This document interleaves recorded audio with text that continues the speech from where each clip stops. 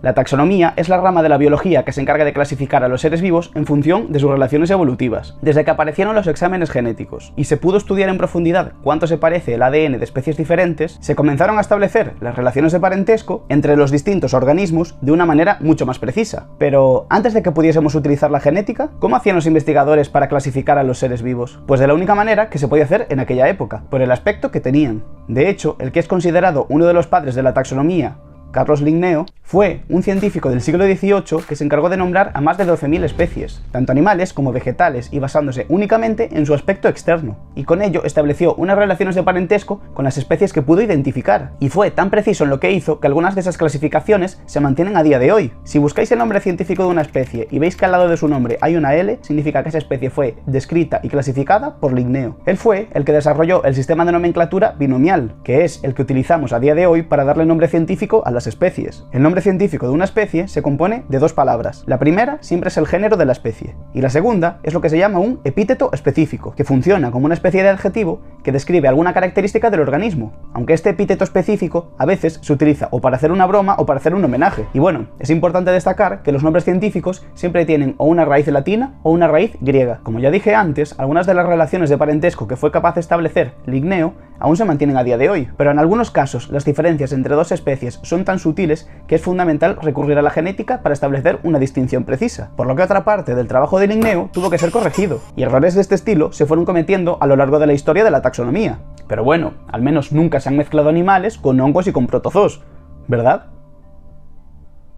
¿Verdad? Hoy vamos a hablar de los esporozoos. Estos seres vivos, a pesar de tener orígenes tan diferentes, hubo una época en la historia de la biología que se consideraban parientes próximos. Pero, ¿cómo alguien pudo ser tan bruto como para mezclar tres cosas tan diferentes? De verdad os sorprendería lo difícil que se puede poner la biología. Vale, si recordamos lo que comenté antes, en el pasado, para incluir a un grupo de organismos dentro de un mismo taxón, estos tenían que compartir características en común. Y vale, protozoos, hongos y animales tienen células eucariotas. Pero, ¿y en qué más se pueden parecer? Pues en este caso, un estilo de vida parasítico, un ciclo reproductivo muy parecido y que son unicelulares. ¿Cómo?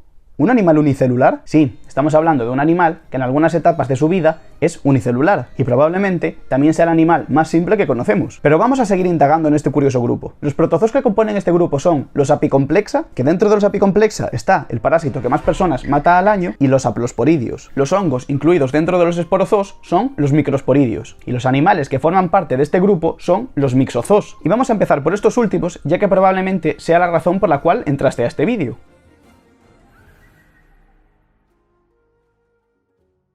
Antes de nada, vamos a explicar tres términos que se repetirán bastante a lo largo de este vídeo y que nos ayudarán a entender mejor cómo funcionan estos parásitos. Meiosis, huésped intermediario y huésped definitivo. Las células de la mayor parte de los seres pluricelulares son diploides, es decir, tienen dos copias de cada cromosoma. Estas células, para replicarse, pueden hacer la mitosis, que es el proceso por el cual una célula da dos copias idénticas a la célula madre. Esto se usa para reparar tejidos, aumentar el tamaño del organismo o de alguna estructura para continuar con el desarrollo del ser vivo, o la meiosis, donde se da lugar a 4 células, las cuales solo tienen una copia de cada cromosoma, es decir, son haploides. Estas células se llaman gametos, y en el caso del humano son el espermatozoide y el óvulo. Cuando estas dos células haploides se juntan, dan lugar a una célula diploide, y a partir de esta célula diploide se puede dar lugar a un nuevo individuo adulto. Es decir, la meiosis es fundamental para la reproducción sexual. En parasitología, la ciencia que estudia los parásitos, se dice que el parásito es aquel ser vivo que vive a expensas de un huésped, y no, que esté viviendo en casa de mis padres en el paro no me convierte en un parásito.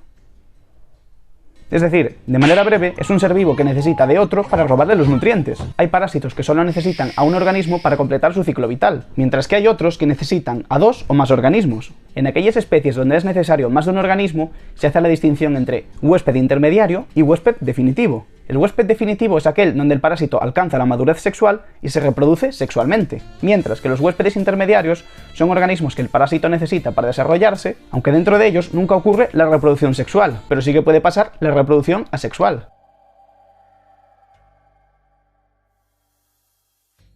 Pues los mixozoos son parásitos que se caracterizan por tener como huésped intermediario a un vertebrado, que por regla general es un pez, aunque también se los ha visto afectar a aves, anfibios y mamíferos. Y un huésped definitivo invertebrado que normalmente es un anélido o gusano o un briozoo. que son estas cosas de aquí de las cuales probablemente no hayáis visto ni escuchado nada. En la actualidad se conocen alrededor de 2200 especies de mixozoos. Sin embargo, solo se ha logrado estudiar el ciclo vital de 100 especies, por lo que aún queda muchísimo que saber sobre estos animales. Lo que sí se sabe es que todos ellos tienen una etapa de reproducción por esporas, por eso están dentro de los esporozoos, y estas mismas esporas sirven para clasificar a los mixozoos en dos grupos, malacospóreos y mixospóreos. Los ciclos vitales que presentan son ligeramente diferentes, pero vamos a hacer un resumen general sobre cómo se reproducen estos animales, tanto de manera sexual como de manera asexual. Una pez malacospora, sí, se llama así, o una mixospora entran dentro de su huésped definitivo. Las pez malacosporas conocidas solo pueden afectar a briozoos, mientras que las mixosporas afectan a anélidos. Por regla general, las esporas entran cuando el animal se está alimentando. Una vez dentro del huésped definitivo, esta célula comienza a replicarse formando un conjunto de células llamado clúster.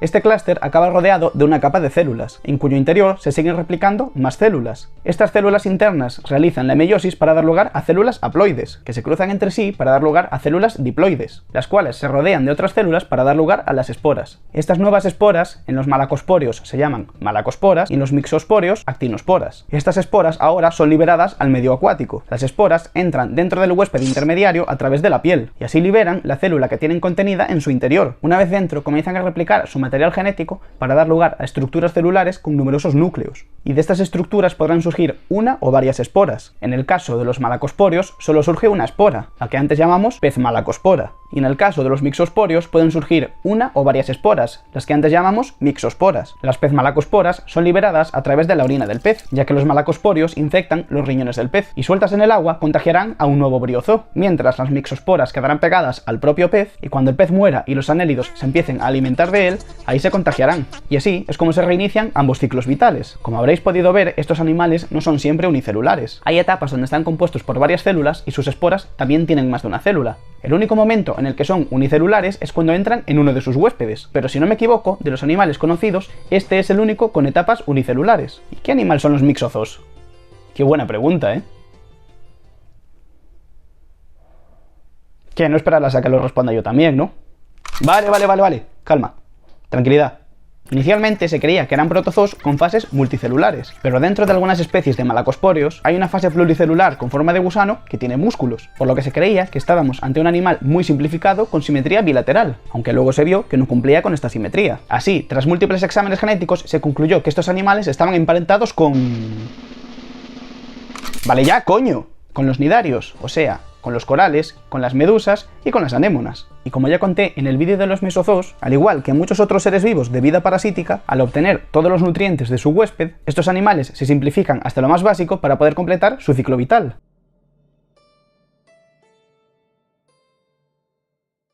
Los microsporidios son otros organismos unicelulares que durante mucho tiempo no se supo qué lugar ocupaban dentro del árbol evolutivo. Inicialmente se creyó que eran hongos unicelulares. Más tarde se los incluyó dentro de los esporozoos, y aunque esta clasificación duró bastante tiempo, gracias a estudios más profundos del interior de sus células, se los consideró un eslabón perdido entre procariotas, bacterias y arqueas, y eucariotas, protozoos, hongos, plantas y animales, ya que, aunque presentaba casi todas las características típicas de un organismo eucariota, parecían no tener mitocondria, orgánulo fundamental para las células eucariotas. Pero más tarde se descubrió que sí que tenían mitocondrias, solo que estaban atrofiadas, a las cuales se les llama mitosomas. Y ese dato, en conjunto con exámenes genéticos, demostró que estaban emparentados con los hongos. En la actualidad se conocen alrededor de 1700 especies distribuidas en 220 géneros, y todos son parásitos intracelulares, es decir, viven dentro de las células del huésped. Mayormente son parásitos animales, aunque también se los ha visto parasitar protozoos. De todos modos, hablaremos de los animales porque es lo que nos afecta de manera más directa y es lo más común. De hecho, los seres vivos más afectados son los insectos, los peces y los mamíferos. Y sí, se conocen especies que son capaces de infectar al ser humano. Su ciclo vital es bastante más sencillo que el de los mixozoos, pero me atrevería a decir que tiene uno de los mecanismos de entrada dentro del huésped más curiosos, y es que estas esporas tienen un aparato de inyección para infectar a las células huésped. Este sistema consiste en un tubo de inyección llamado tubo polar y una vacuola que actúa generando presión. El mecanismo de entrada dentro de las células puede ser a través de dos vías. Desde fuera de la célula, la espora es capaz de clavar el tubo de inyección, a través del cual introduce el esporoplasma, que es la parte infectiva de la espora. También puede ocurrir que que la espora entre dentro de la célula por fagocitosis. La fagocitosis es un proceso a través del cual las células introducen partículas grandes en su interior. La célula intenta digerir la espora, sin embargo, esta se escapa e inyecta el esporoplasma. El esporoplasma se rodea de una vacuola y madura hasta una célula llamada esquizonte, la cual se reproduce por bipartición y da lugar a unas células que se llaman esporontes, que se volverán a replicar y darán lugar a esporoblastos, que se rodearán de una capa dura y volverán a dar lugar a esporas. Las esporas saldrán de la vacuola y, posteriormente, de la célula para poder infectar nuevas células. En el caso de los seres humanos, estos agentes infecciosos se llaman patógenos oportunistas, ya que en individuos sanos es muy raro que produzcan una enfermedad, salvo que estén expuestos a grandes cantidades de microsporidios, que en estos casos se ha visto que causa tanto diarreas como conjuntivitis, aunque se suelen curar solas sin ningún tipo de tratamiento. Pero en individuos inmunodeprimidos, o sea, con un sistema inmune debilitado, ya sea por SIDA, desnutrición,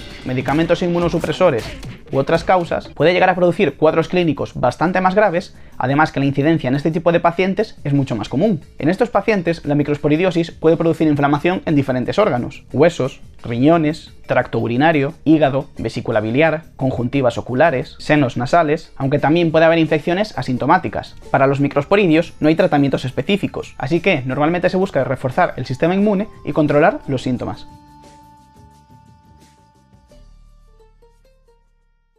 Y ahora tocan los protozoos, y primero hablaremos de los haplosporidios o acetospóreos, que al no afectar al ser humano, para nosotros no tienen gran interés. Y luego nos iremos a los apicomplexa, que tienen el parásito que más personas mata al año. Los acetosporios son parásitos intracelulares de invertebrados marinos, afectando sobre todo a moluscos bivalvos, por lo que a pesar de no tener capacidad de infectar a seres humanos, igualmente tienen importantes implicaciones económicas, ya que anualmente suponen pérdidas millonarias en la acuicultura del marisco. Este grupo es el menos conocido y el menos estudiado de los esporozoos, hasta el punto de que en la actualidad solo se conocen 50 especies, de las cientos de especies que se estiman. Han pasado tan desapercibidos y han sido tan difíciles de estudiar porque son parásitos intracelulares que o no tienen etapa fuera de la célula o que tienen etapas de fuera de la célula muy cortas, lo que dificulta mucho su detección, lo que hace que normalmente se detecten nuevas especies cuando emergen nuevas enfermedades que afectan a las granjas de marisco. Su ciclo vital todavía no ha sido estudiado y es bastante desconocido. No obstante, debido a que casi ninguno de estos parásitos es capaz de sobrevivir fuera de una célula, se cree que es fundamental que exista un huésped intermediario que permita el contagio entre los distintos animales. Pero ahora vamos a pegar un giro de 180 grados,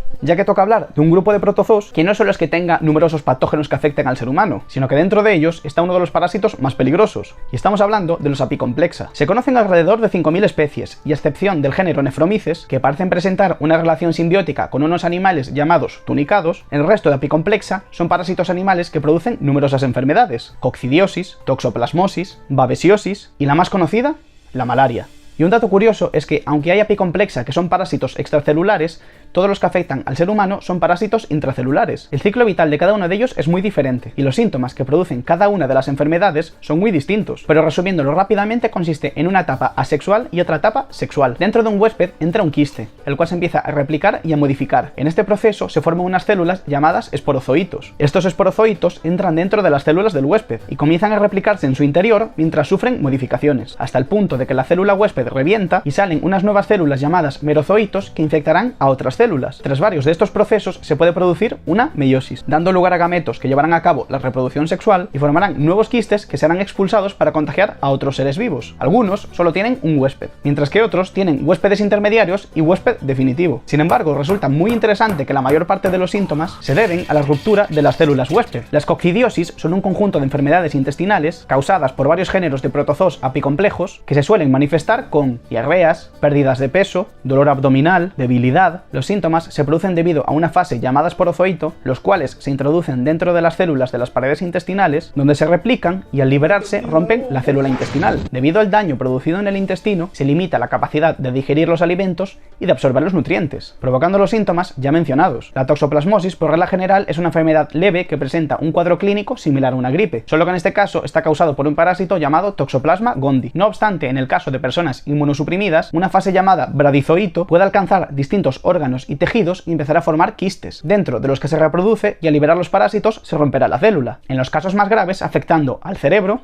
a los pulmones y, en el caso de las embarazadas, al feto, pudiendo llegar a producir daños irreversibles en estos órganos o malformaciones o abortos en el caso del feto. Como dato curioso, los ratones son un huésped intermediario típico de este parásito, y cuando están infectados por este protozoo por cómo le afectan el cerebro, le pierden el miedo a los gatos, para que los gatos los cacen más fácil y se los puedan comer. Todo para que la reproducción sexual de Toxoplasma se pueda llevar a cabo, ya que el gato es el huésped definitivo y comiéndose el ratón se contagia. De hecho, se cree que en humanos el Toxoplasma también puede tener efectos psicológicos, pudiendo llegar a producir bipolaridad o conductas temerarias. Por último, hablaremos de la malaria y de la babesiosis, que a pesar de ser producidos por parásitos diferentes, tienen un cuadro clínico parecido provocado por causas similares. La malaria se produce por protozoos del género Plasmodium, mientras que la babesiosis es producida por protozoos del género Babesia. Estos parásitos afectan principalmente a los glóbulos rojos, en los cuales una fase llamada merozoito se alimenta de la hemoglobina para crecer y reproducirse. La hemoglobina es la proteína principal de los glóbulos rojos para el transporte de oxígeno. Una vez se replica lo suficiente, destruye el glóbulo rojo, liberando así más merozoitos que infectarán otros glóbulos rojos. Este ciclo de rotura de glóbulos rojos ocurre de manera periódica entre 24 y 72 horas en función de la especie del parásito. Por eso, la malaria y la babesiosis presentan momentos de bienestar con picos agudos de malestar, que se corresponden con el momento de la rotura de los glóbulos rojos. Pero una cosa que no sabe la gente es que a pesar de que el ser humano se lleve la parte más dura de la enfermedad, solo somos huéspedes intermediarios. El huésped definitivo en el caso de la malaria es la hembra del mosquito de los géneros Anopheles, y en el caso de la babesiosis son las garrapatas. Y estos mismos huéspedes definitivos son los que nos contagian cuando nos pican. Y así, mi gente, es como la biología se confundió tanto como para mezclar protozoos,